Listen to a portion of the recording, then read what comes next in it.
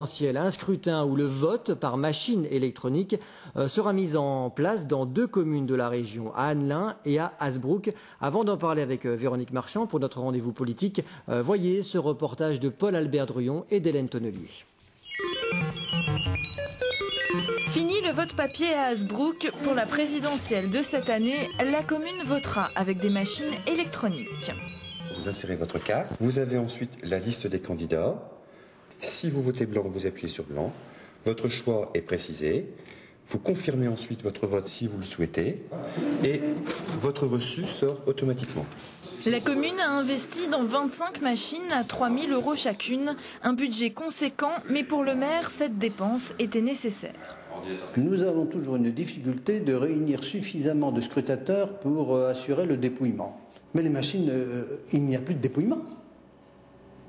Donc les 2-3 personnes qui sont là au bureau de vote pourront constater, sortir le document, le transmettre électroniquement au bureau centralisateur et tout sera enregistré tout de suite. Comme Hazebrouck, Annelin a fait le choix de la technologie et votera avec des machines d'un autre modèle mais dont le principe reste identique. Aucun appareil n'est relié à Internet et tous les boîtiers d'enregistrement des votes sont sous scellés. Mais pour beaucoup d'informaticiens, cela n'empêche pas les bugs ou le piratage. D'ailleurs, sur Internet, on peut trouver comment pirater ces machines en 2 minutes seulement sans que la fraude ne soit détectable. Ce ne sont pas des systèmes qui ont été conçus avec un objectif de sécurité informatique. Ils ont été conçus pour répondre aux besoins des municipalités qui avaient besoin de machines faciles à utiliser, qui ne tombent pas en panne, qui durent plusieurs années. Face à ce risque de piratage, les mairies se retranchent derrière la responsabilité du ministère de l'Intérieur. C'est lui qui a validé l'utilisation de ces machines. Mais cette année encore, la majorité des Français reproduira ce geste. À voter. Oui, 1 500 000 électeurs utiliseront ces machines en France. C'est le thème de notre rubrique politique avec vous, Véronique, bonjour. Alors il ne s'agit pas du vote électronique à distance, qui lui n'est pas en vigueur en France, mais la polémique enfle au point que plusieurs partis politiques demandent un moratoire, voire l'interdiction de ces machines. Oui, et dans la presse, plusieurs enquêtes, dont celle de Science et Vie, pointent les principaux problèmes. Absence de sécurité informatique et puis contrôle du vote par les citoyens absents. Une alerte rouge relayée aussi dans un site créé par des informaticiens qui décortique les systèmes en vigueur en France et à l'étranger. Ceux que j'ai moi-même interrogés sont formels. Les machines à voter vendues aux mairies françaises ne sont pas forcément fiables.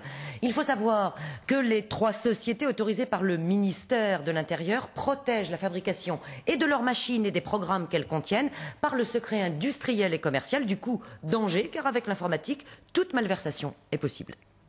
Elle peut avoir lieu au moment effectivement du processus industriel, de la fabrication. Elle peut avoir lieu au moment où les machines à voter sont entreposées dans la mairie. Si effectivement elles ne sont pas sous surveillance, quelqu'un peut s'introduire, ouvrir la boîte, changer la puce, changer le code, y mettre un code malicieux. Elle peut avoir lieu, comme je vous le disais tout à l'heure, au moment du vote, si effectivement on active une combinaison de touches. Elle peut avoir lieu après le vote, simplement parce que le programme est fait pour se déclencher à tel jour, à telle heure, et qui va comptabiliser les voix d'un candidat sur un autre candidat. Je veux dire, ça peut être à tous les niveaux si on ne prend pas suffisamment de précautions.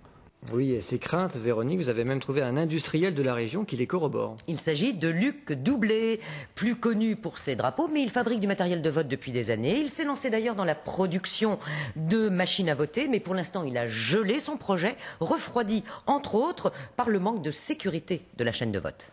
Il faut sécuriser le vote du citoyen. Je crois que personne n'a envie vraiment d'appuyer son petit doigt sur un écran puis plus savoir ce qui se passe. Et qu'en plus, c'est piratable assez facilement. Nous avons une société d'informatique dans notre groupe, donc nous savons très bien qu'on peut les pirater. Donc on essaie d'élaborer tout un process qui permet de rendre au citoyen l'appartenance de son bulletin. Il appartient à l'État quand même de contrôler les organes du vote. C'est une des fonctions de l'État que de vérifier que la démocratie est bien une démocratie active. Alors, la dernière remarque de Luc Doublet va dans le sens des critiques qui s'interrogent sur les organismes vérificateurs. Bureau Veritas et APAV, ce sont les sociétés agréées par le ministère de l'Intérieur pour contrôler ces machines. 3 remarques. Ces organismes sont privés et on peut toujours s'interroger sur les intérêts économiques en jeu. Deuxièmement, de nombreuses études prouvent qu'on peut pirater et duper surtout très facilement les certificateurs. Enfin, les dossiers de certification ne sont pas consultables par le grand public. Le citoyen n'a plus le contrôle de la chaîne du vote. Et du coup, Véronique, vous êtes allée voir le sénateur du Nord Alex Türk, le président de la CNIL, qui semble lui assez réservé. Alors il se trouve que la CNIL, chargée des libertés individuelles, n'est pas compétente sur les machines à voter, mais Alex Türk lui aussi préconise un contrôle public. On n'avancera pas vers une logique d'utilisation massive de ce système sans traiter au passage le problème de l'expertise indépendante. Et ça, c'est une question très difficile parce que, je l'ai dit, c'est très coûteux. Il n'y a pas beaucoup de sociétés capables de faire ce travail-là aujourd'hui. Et pour l'instant, dans le secteur public, il n'y a pas aujourd'hui les autorités capables de traiter ces questions. Alors la solution proposée par beaucoup, tout simplement le double du vote électronique sur papier. Eh bien, c'est pas prévu en France. Merci Véronique pour ce rendez-vous de la politique à jeudi prochain. 117. Toute cette semaine, nous vous proposons une série de reportages sur cette bataille. À l'époque, Arras était une place forte britannique pour résister à l'étau allemand, une présence qui a laissé des traces encore aujourd'hui tzenkistes. Plus qu'un symbole, elles sont l'âme de la ville. Les deux places d'Arras attirent 150 000 visiteurs par an. Combien parmi eux imaginent leur état en 1917 ? Plus de beffroi ni de cathédrale, 50% des façades sont détruites sous les coups de l'artillerie allemande. Arras, ville martyre encerclée par l'ennemi, à 2 km à peine du front. Il y a 15 ans, un archéologue est parti sur les traces de ce passé britannique. Ça a tellement marqué la mémoire des Arageois qu'au bout de quelques décennies, on s'est empressé d'enfouir tous ces mauvais souvenirs. Et résultat, il y a un gros travail maintenant pour faire redécouvrir. Alors que les Français sont partis sur Verdun, les Britanniques prennent Arras sous leur protection. Ils occupent les maisons que les civils ont fuies et laissent des traces de leur passage. Les prénoms, le nom de la personne, King. 16 5 6 9, c'est son numéro d'identification. Des signatures sur cette façade, mais aussi une inscription que l'on peut deviner en anglais. Salon de coiffure. C'était la maison qui servait pour l'entretien des soldats qui passaient ici régulièrement pour se faire couper les cheveux. Ils devaient faire la queue pour attendre de passer chez le coiffeur du régiment. Donc ils ont laissé des souvenirs comme ça sur ces briques. On sait aujourd'hui que la plupart de ces soldats sont morts dans la bataille. Ces tireurs d'élite anglais, en revanche, ont survécu. Ils sont positionnés très exactement devant le bâtiment qui correspond aujourd'hui au service d'archéologie de la ville. Sur la photo, c'est très clair. Il y a un passage entre les deux soldats et on passe rituellement entre les deux rangées de soldats. Dans une ville dévastée, les Britanniques ont aussi fêté en avril 17 leur plus grand succès depuis le début de la guerre en France. Une victoire qu'ils partageront avec les Canadiens sur la crête de Vimy, au nord d'Arras. Et demain, nous évoquerons le sacrifice des soldats canadiens.